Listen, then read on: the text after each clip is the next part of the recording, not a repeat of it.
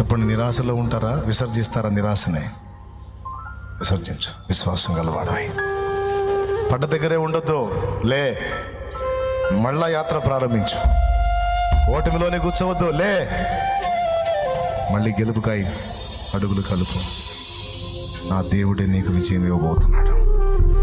మరి నిరాశ ఊబి నుండి మనల్ని బయటికి తెచ్చిన దేవునికి స్తోత్రం చెప్దామా? మనం విశ్వసించిన దానికి మించి దేవుడు తన కార్యాలు జరిగిస్తున్నందుకు స్తోత్రాలు చెప్దామా? మన జీవితాలను ఆశ్చర్యకరమైన మలుపు తిప్పుతున్న దేవునికి స్తోత్రాలు చెప్దామా? మనకు సమస్తము తానే అయిన ప్రభుకి కృతజ్ఞతా స్తోత్రాలు చెప్దామా? ఇక ముందుకును మనతో ఉండబోతున్న దేవునికి స్తోత్రం చెప్దామా?